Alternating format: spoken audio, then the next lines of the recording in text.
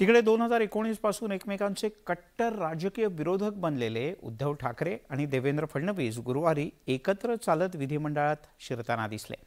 आधी महाविकास आघाडी आणि नंतर शिवसेनेतल्या फुटीनंतर एकमेकांवर निशाणा साधणाऱ्या या दोन्ही नेत्यांना एकत्र पाहून अर्थातच राजकीय वर्तुळात चर्चा सुरू झाल्या।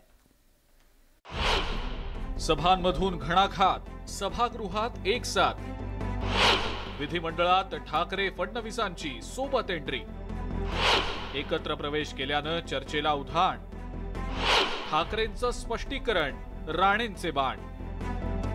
गेल्या 3 वर्षांपासून कायम एकमेकांच्या विरोधात उभे ठाकणारे दोन कट्टर विरोधक गुरुवारी विधिमंडळात एकत्र आल्याचं पाहायला मिळालं। हे कट्टर विरोधक म्हणजे एकेकाळचे मित्र देवेंद्र फडणवीस आणि उद्धव ठाकरे। मराठी भाषा भवनासंदर्भात मंत्री दीपक केसरकरांनी बैठक आयोजित केलेली होती। या बैठकीसाठी उपमुख्यमंत्री देवेंद्र फडणवीस आणि माजी मुख्यमंत्री उद्धव ठाकरे या दोघांनी विधिमंडळात एकत्र प्रवेश केला। या प्रसंगी दोघांमध्ये काही हास्य विनोदही झाले, पण फडणवीसांसोबतची भेट हा केवळ योगायोग असल्याचं सांगत ठाकरेंनी चर्चा फेटाळून लावली आहे। मी आणि ते दोघंही एकत्र प्रवेशद्वारातून प्रवेश करताना एकमेकाशी जे आपण राम राम हाय हॅलो म्हणतो तसं ते झालं। तुमचा जो राजकीय विरोध आहे तो कमी होईल किंवा नाही असं लगेच तुम्ही मोठ्या काही गोष्टी अशा करू नका। साहजिकच आहे, म्हणजे आता असं मी म्हणेन की कोणाला हाय हॅलो म्हणणं सुद्धा पाप झालंय का, की काही हेतू पुरस्सरच ते करावं का।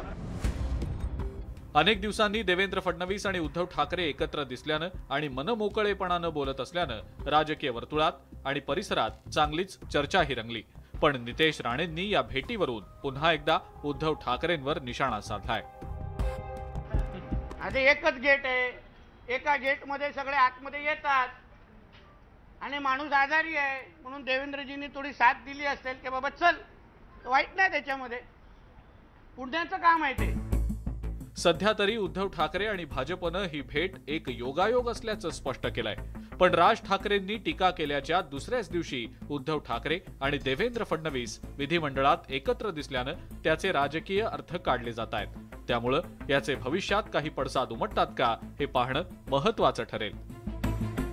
Bureau report, news 18 Lokmat.